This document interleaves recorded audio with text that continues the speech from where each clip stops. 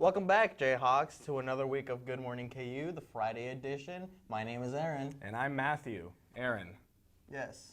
We like to have fun on the show, right? Do we really? We have a good time. Honestly?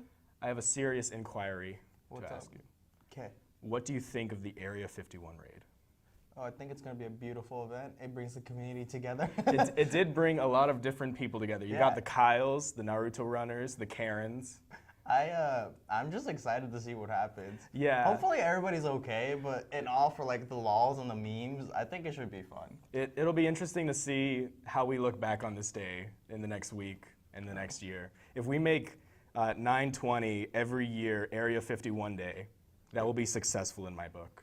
It should be a festival. I'm all for the event. That's like the new Coachella, but for like nerds. Oh yeah, that'd be Going. pretty. Yeah, I think that'd be interesting. I highly doubt the government would be okay with that, but What I mean, if they don't kill everybody today, then that's them asking for us to keep going back. Are we allowed to say kills of people? Oh, sorry. Okay. We can do Ask Area 51. Yeah, we're gonna. If you guys agree with that, we can fly out to Nevada and interview people. If you guys want to see that, probably won't because we're broke. But Yeah, but anyway, in spirit, we'll be there. Anyways, let's give you the rundown of the show really quick. So after us, we've got a new Ask and Shoots focusing on animals. Yep, and then we have a special interview for you guys today. Yeah, then we're gonna hit news with McKenna and Brenna.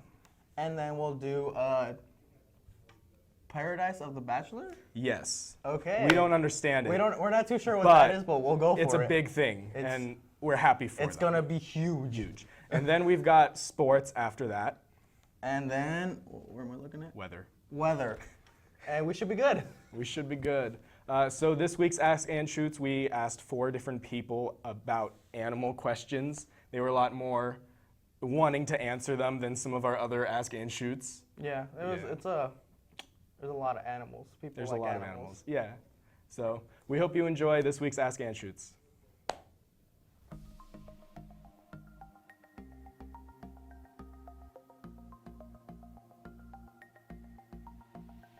My spirit animal, I'm not sure, maybe a mouse or something. I've heard talk that I'm pretty quiet, and a mouse is pretty similar to what I do. I kind of stay out of the light. I would have to say it's a bear.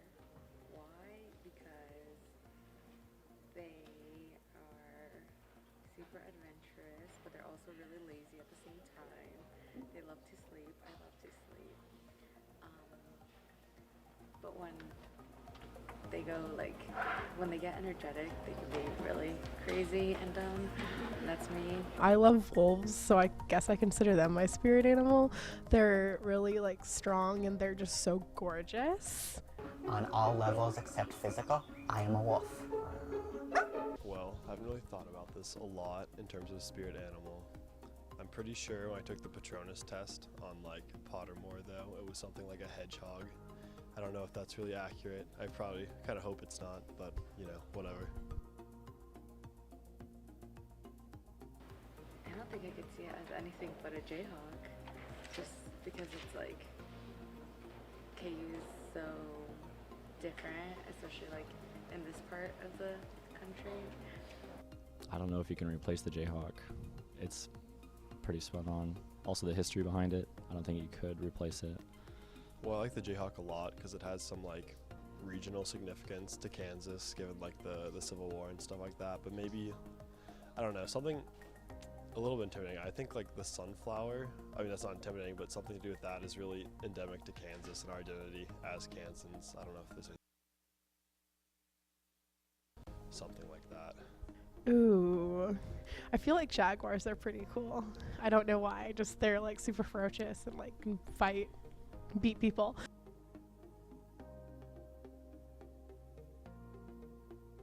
I feel like an elephant-sized duck would be easier just because it's by itself, and maybe I could get people to help me or something. I feel like 100 duck-sized elephants would be easier, because that duck could eat me. Probably 100 duck-sized elephants, because I don't think I could run away from the elephant-sized duck. I'm not that fast. One elephant-sized duck, because I like elephants more than ducks.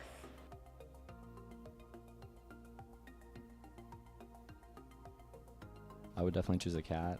They're pretty solitary like myself, and I feel like we'd get along way better. Dogs are too hyper. A fox. They're gorgeous animals, and I love how they run around. They kind of have personalities like cats too for the domesticated ones. I saw something on the internet about these like domesticated foxes they have in like Russia, and they seem pretty cool. They like make these really weird chirping sounds when they're happy, and I think that would be a cool pet to have. A whale. How would you maintain that? I mean, I'd have to have a lot of water. I'd have like an ocean in my backyard, probably. Where you go to college makes a statement about you. This place will become a part of you, your identity for life.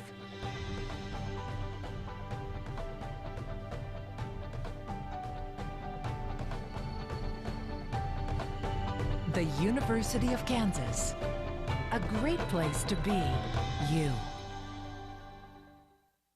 Welcome back. I'm here with a very special guest, Dr. Watson of the KU Symphony.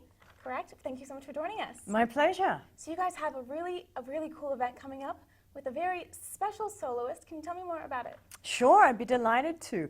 So the program that we've got coming up on Thursday this week is a work sponsored by the concert, I should say, sponsored by the Lead Center, which is where the orchestra performs. And we have a wonderful soloist joining us. His name is Juan Miguel Hernandez, and he's playing the viola. We were talking a little bit before we started recording, and you're right, you know, we don't so often have viola soloists. So that's actually, I think, the first time, certainly in recent years, that the KU Symphony has had the chance to work with a viola soloist. So we're absolutely delighted. And he's going to be performing a work by Martinu called the Rhapsody Concerto for viola and orchestra. Also on the program is going to be Schumann's Third Symphony, known as the Rhenish, inspired by a visit to the Rhineland in Germany, and we open with Dvorak's Carnival Overture, which is basically, like it says, pretty much one big party. That sounds amazing. A lot of really cool songs you've got going on there.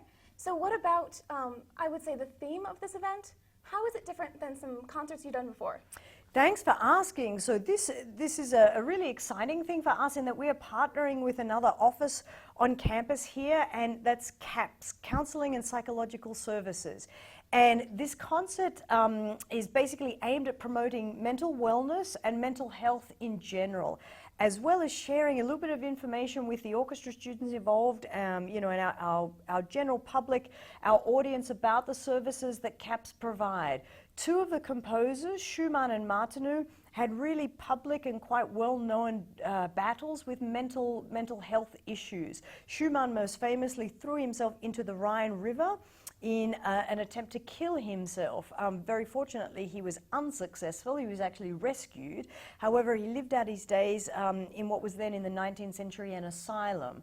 So Schumann is a very well-publicized example of a composer who really, you know, was able to achieve really great artistic heights and really write some wonderful compositions, but basically his day-to-day life was quite a struggle, and that was the same for Martinu. So I got thinking, and I thought that would be a really good opportunity to sort of, you know, highlight the challenges they faced and use it in September, which, you know, happens to be National Suicide Prevention Month, to promote the importance of reaching out for help when you feel you need it, speaking to those that can perhaps support you, sharing your feelings, you know, letting everybody know, students particularly, it's okay to not be okay, you know, and if you find yourself feeling in need of help and support, there's people that can help you. Some of those people are professional services like CAP, some of those people are faculty members such as myself, other staff members, friends, family, you know, people that you interact with on a daily basis, you know, and awareness is key. If we're able to help you, please let us know. Yes, and so you were telling me a little bit about your ideas for next semester and how you're going to make that different as well. Yeah, we've got quite a few exciting things coming up in general, actually. We've got a Halloween concert coming up before that. And in the Halloween concert, we're partnering with some members of our local community. The Lawrence High School Orchestra is going to join us. The Free State Orchestra is going to join us. At the end of the semester, we've got the very loved KU Vespers. And we're also going to be joined by some community members there. And next semester has got, you know, a number of really exciting things. One of them is an initiative featuring works of women composers. That is sort of something that we also passionately believe in. So we're one of 2 collegiate orchestras in the nation to have been awarded a performance grant by the Women's Philharmonic Advocacy, and that is going towards the costs associated with renting music by female composers. So next semester we'll have works by 4 female composers on the program. Wow. Yeah. So what kind of work goes into planning an event of this scale? Quite a lot, actually. So reaching out, first of all, to people and, in the CAPS office. I mean, it was an idea I had. I wasn't quite sure whether it was something that they would be interested in. So first of all, seeing whether people are interested in partnering. And then, of course, getting the dialogue open as to what they feel would be important, how best to present the information that they've got, share that with students, the things that we can do. And basically putting together a sequence of events to really make it a very meaningful collaboration all round. Yes, so can you tell me a little bit more about your soloist and how he's different from soloists you had in the past? Yeah, so Juan Miguel is a really wonderful, outstanding viola soloist. He was for a long time a member of the Harlem Quartet. And he's also associated with the Sphinx organization, which is in Detroit. And the Sphinx organization is a powerful advocate and voice for diversity when it comes to the classical music world. And Juan Miguel, as an African-American soloist himself, I think is going to be the first to perform with the KU Symphony Orchestra. So we're very excited by that, and we feel it's very important. And I think, in terms of our initiatives with regard to collaborating with the Sphinx organization, this concert with CAPS, and certainly, including more works by women composers, that will hopefully give us the opportunity to be considered across the nation as a role model with respect to diversity in a collegiate orchestral program. I hope so. Absolutely. That's really incredible that you guys are bringing in all these different kinds of people to work with you. So when is this event? When can people come see it? So people can come and see it Thursday evening in the Lead Center of Lawrence. Performance begins at 7:30 p.m. I believe there's going to be a pre-concert talk a little bit before that. But yes, this Thursday, 7:30 p.m. That's really cool. And with all the context that you guys have brought in for this, I think it's going to be really impactful for a lot of people to come to that pre-show, I'd imagine. Yes? I hope so. That's the idea, yeah. So is there anything else you'd like to add? I think we've pretty much covered everything. We'd love to see you there, so do please come and join us on Thursday, 7:30 p.m. The KU Symphony Orchestra, viola soloist Juan Miguel Hernandez, and myself conducting. Thank you so much, Dr. Watson, for coming in. My pleasure. And we'll be back after the break. For students searching for a way to stay active in an outdoorsy way, the City of Lawrence has bike trails running in every direction, and with the new bike share program, we can stay in shape as we tour the sights of our beautiful city. Clinton Lake is only a short 30-minute bike ride away from Daisy Hill and has the most incredible sunset location in all of Lawrence. Walking campus may give you the KU calves, but biking can give you the KU thighs. Bike Lawrence today. Welcome back, Jayhawks. I'm Brenna. And I'm McKenna, and we're here to bring you the weekly news update. KU has been conducting an investigation on hazing within campus fraternities since April of 2018, following the hazing behaviors that occurred at Delta Upsilon. The Daily Canton has received documents from an open records request revealing what the university found during its investigations into the fraternity. The document is redacted, but many of the acts that pledges were forced to do were revealed. The fraternity Alpha Kappa Lambda has now replaced the location at 1025 Emory Road, where the DU House used to be.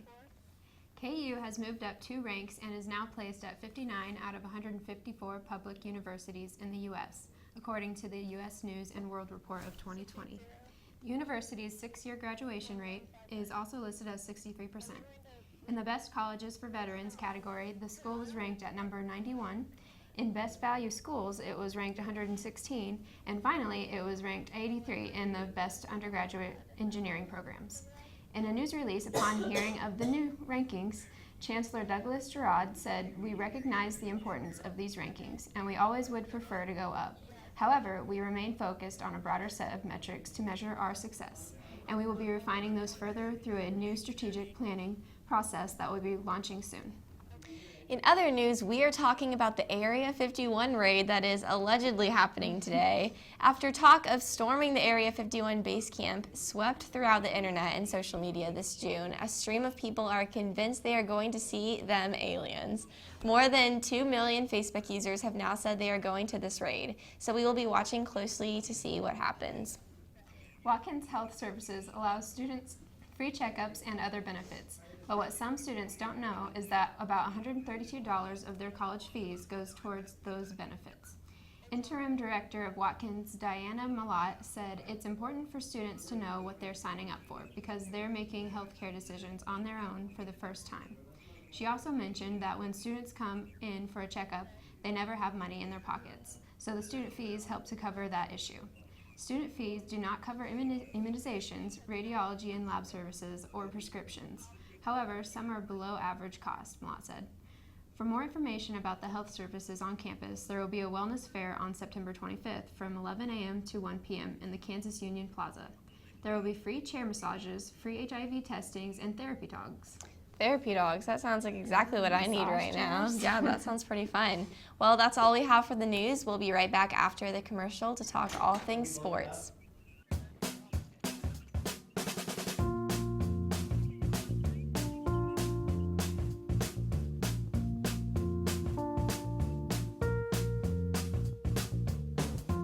When you shop local in the heart of the city, you support the people that make our community thrive.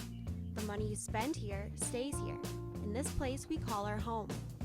Lawrence, Kansas, where there's good old-fashioned hometown pride. Eat local, drink local, shop local. Jay, and happy Friday. We are going to head out on campus to Miranda, and she's going to tell us what the weather's like. So Miranda, how's it looking out there? Well, it's actually not too bad out here. I actually see lots of people walking around out in sweatshirts or pants with shorts on. So it has definitely cooled down a lot from last week where everyone was pretty much just wearing shorts and trying to get to class. Yeah, for sure. I know I walked to class and I'm just on the phone with her if you guys were wondering. I wasn't sweating today, which was really nice because all week I was like dying when I went to class. But is it pretty sunny out there, or what are the clouds looking like? Well, it's sunny, but it is starting to move in some clouds. I definitely haven't seen this many clouds in the past weeks with all the sun, but definitely when I walked out this morning, and especially now, clouds are starting to roll in. Yeah. Awesome. Well, thank you so much, Miranda. We're going to head right back into the studio. Awesome. No problem. Kind of like Miranda was saying, it's currently 73 degrees. Very cool compared to the temperatures in the 90s that we've had this past week. There are some clouds moving in as we have this system moving up into our area. As you can see, these clouds moving up. And then we are expecting some rain as you look at this forecast moving into the area by about 3 or 4 this afternoon. So if you are heading to class and you'll be on campus around that time, definitely grab your rain jacket, your umbrella. We are expecting quite a bit of rainfall with that. So kind of a sad weekend ahead of us. Saturday, expecting storms in the afternoon. That percentage will quickly jump up into the 90%, and then all through Saturday night and 100% most of Sunday during the day and into the evening. There are some flash flood warnings and watches along with that, as we are expecting a lot of rainfall with that. So watch out for that this weekend. Yeah, we have a big game on Saturday tomorrow. Sad news is that it is going to rain. Hopefully by kickoff, maybe not as bad. Those temperatures will be pretty cool, so that will be good. A nice little break. You won't be out there sweating. But if you're a diehard football fan and you're going to be at that game, make sure you bring your rain jacket, your umbrella. It's going to be pretty wet out there. I know it's family weekend, so that kind of stinks that we have a lot of rain in the forecast, but it's just how it is. Another interesting thing that we haven't talked about much is all the activity happening in the oceans right now. So we have 3 storms out here in the Pacific, Kiko, Mario, and Lorena. And then the most interesting one is Imelda, which is hitting Houston right now, and they're getting lots of rainfall with that. And then Humberto just went off the coast of the States and is headed back east into the ocean. We are watching Jerry really closely as it is moving up into the United States a little bit. But the good news is that it looks like it's going to just barely miss the Bahamas and then head right back east into the ocean. So the Bahamas will get a little break from all the stress that they've had. Looking at the extended forecast, yeah, pretty wet week ahead of us. We have the game Saturday, like I said, rain with that. The temperatures, nice little break from the 90s that we've had this past week. So we don't see any temperatures above 85 next week, which is awesome. Monday is actually the first day of fall, and it will be our only day of sunshine, which will be really nice. 81 degrees on Monday, and then more showers and thunderstorms the rest of the week. That's all we have for weather. We'll be back after the break. Have a nice day. You too.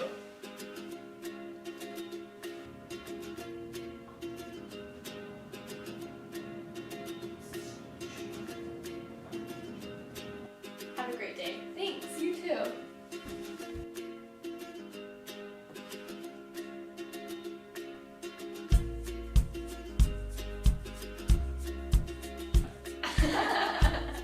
Make someone's day. Pay it forward. Where you go to college makes a statement about you.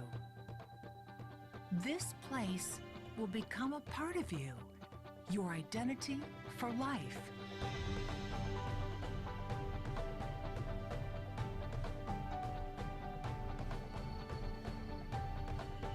The University of Kansas, a great place to be you.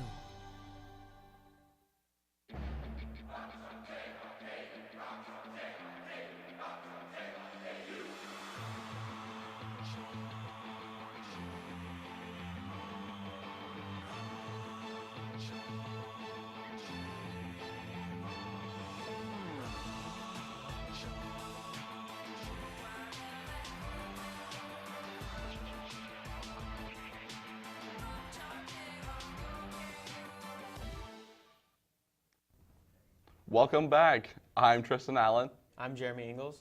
So, Jeremy, isn't there a Chiefs game? Yeah, the Chiefs have their home opener this Sunday at noon. They're taking on the Baltimore Ravens. Ooh, that's going to be an interesting game. Aren't the Baltimore Ravens undefeated? Yeah, they are coming off a 23-17 win against the Arizona Cardinals last week. But the Chiefs are also undefeated. They're coming off a big win against the Raiders last week. So both teams are coming in hot. Should be a good game. You going to watch it? Oh, definitely. Yeah. That's going to be, I'll definitely make time for that. So, who do you think is going to win? I'm obviously a little bit biased, but I think the Chiefs have a greater chance to pull this one out. They are favored to win by 6 points, so basically a touchdown. They have the better offensive firepower, so it's going to be a good game, but I think the Chiefs will be able to pull this one out. Yeah, but that Ravens defense, that's a little scary. We're showing highlights from their matchup last year right now. Yeah, that was their defense was scary last year, and if I'm not mistaken, they did get better this year. They did get some. Yeah, the Chiefs struggled in the first half last year, as they do sometimes, because Patrick Mahomes is still young, but they always make adjustments at halftime, and I have no worries about them being able to figure out this Ravens defense. They should be good to go. I have a question for you. I have a little bit of a personal dilemma. Yep. So I have both Mahomes and Lamar Jackson on my fantasy squad. Who should I start? That's a conundrum you got there. I would probably go with Patrick Mahomes over pretty much anybody, but Lamar Jackson is going up against the Chiefs defense, which they're not great. They're still figuring stuff out. Yeah, they got the new defensive coordinator. So I'd still say Patrick Mahomes, but it's closer than you'd think for this one. Speaking of Chiefs, here's an interesting tidbit. Former Chiefs linebacker Gary Stills has two sons who play on West Virginia, who the Kansas Jayhawks will be facing tomorrow at 3:30. The game will be streaming on ESPN+. Are you going to be heading out to the game tomorrow? Oh, most likely, yeah. It's going to be a fun game, especially after that one win we had last week against Boston College. That was crazy. Yeah, that was crazy. The Boston College was favored to win by like 4 touchdowns. No one really saw that coming. And then we won by double. Yeah. What do you think are the keys to the KU game this Saturday? Well, I really liked the game. I really liked what we did last week. We ran a lot of RPOs, or run pass options, which we did not do against Coastal Carolina. We ran a run-heavy offense against Coastal Carolina, and that's just not the team that we are. However, we did excel when running the RPOs last week against Boston College, and I think we just need to keep that up. Yeah, we definitely need to keep the run game going because we got to give Carter Stanley the best chance he has, and that is when the run game is working. We also need to trust Carter Stanley to make reads. That was one of the big problems in our one loss. That's weird to say as a KU fan. That was our one loss on our football team so far. Yeah. But yeah, that loss against Coastal Carolina, he just wasn't allowed to make reads. He wasn't allowed to call audibles or just adjust the offense. However, against Boston College, he was given a little more trust to adjust plays as necessary, and it's obviously worked out because we got the win. So you liking KU's chances this Saturday? I mean, and it's football. Anything can happen. This squad has been a bit weird. I did not expect them to lose against Coastal Carolina. I did not expect them to win against Boston. But yeah, ESPN has putting West Virginia at 65% chance of winning the game. I mean, I think it can go either way. It's definitely going to be a nail biter. Yeah, I feel like it's closer than it would be in years past. So, and hopefully we'll have a good home field advantage. Yeah. Hopefully people will come out. People are going to show up. We had a big win, and it's also Parents' Weekend, so there's also that. All right, so that's all we have for sports. We have the Chiefs game on Sunday, KU game on Saturday. We'll be back after this. From adversity, we rose. We made history and became pioneers, voyagers, champions, Jayhawks. And when our chant rises, haunting and hallowed,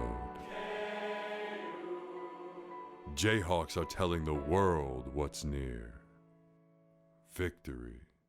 Hello, Bachelor Nation. We are here and we're talking all things Bachelor today. So we had the Paradise finale. Very exciting. Yes. For those of you who watched it, we watched it. We have not watched the tell-all part where everyone talks about it. I have very much been watching every single episode this year, so. No shame, no shame. Yeah, very fun to keep up with. Well, starting off with obviously the couples that got engaged, we have Hannah and Dylan, which I think they were probably the strongest couple. The best couple on the show from the very beginning. Yep. Yeah, they were just really strong. I feel like there was the first initial drama with Blake versus She just didn't Dylan. know where her heart was. She didn't know it. She wanted it first, but I think it all worked out It definitely for did. the best. So. They're probably going to be the couple to get married as well, in yes. my opinion. Oh, yeah, I totally think they will. Sometimes, they get engaged, but it doesn't work out, but I think I can see them getting married, yeah. Oh, yeah. And then we have Demi and Christian also. First same-sex couple ever to be on the show for Bachelorette and Bachelor, so that's very exciting. Yes, that was definitely a big deal for the show. And I also thought Connor handled that whole thing so well because, or was it Connor? Yeah, it was Derek. So Derek and Demi, I totally forgot about this one now. Everyone forgot about Derek. Yeah, but he handled that whole thing so well with, just her. He had a bad Bachelor in Paradise. He did. He lost 2 girls in the span of, a week, but it's okay. I feel like he handled that all so well, especially with all the JPJ drama. Demi and Christian are a beautiful couple, though, and we're very excited to see what their future is going to be like. Yeah, and then there's Chris and Katie also. I'm not a huge fan of them, just because I feel like it was a forced engagement, but we'll see. I know. I wasn't sure what to think about that because Chris was so hesitant the whole time about. Katie's definitely more into him than he is into her, so we will see what that's like. Yeah, that's kind of the vibe I got also. Yeah. But we do have couples that didn't get engaged but are still together. My favorite couple was Dean and Caitlin. Dean and Caitlin are definitely a couple that had a strong beginning, rough middle, but then now that they're together, they're living in a van. I mean, let's be honest, how romantic was it when he came back to the beach and he was like, okay, shave the mustache. I'm leaving today. Yeah, you're coming with me or not. Yeah, shave the mustache. So dramatic. Yeah. On Instagram, he actually posted a picture of them together and quoted, "Just a dirtbag and his beauty queen." Yeah. So that's cute. Yeah, that is pretty cute. What do you like, Dean, or do you like a mustache Dean or no mustache Dean better? I think Dean in general is very attractive, but definitely he's shaving the mustache. She's a was Dean good girl. call. I am. She likes Dean I a am. The mustache though was a bit much, so I'm glad it is gone. Yeah, it needed to happen. It did. And then we also have Connor and Whitney, who supposedly have broken up now. Yeah, rumor has it, Whitney at the very end of the show went to Connor, and so they're broken up though. Lots of couples that stayed together and didn't. We also have Peter the Pilot is our new Peter the Bachelor, Pilot, so very exciting. Can't wait to see what happens with that. I think it'll be a great next season. The Bachelor is going to be tuned in about another month or so be sure to tune in to that. Yes, well that is all we have for Bachelor Talk. We'll see you guys after the break.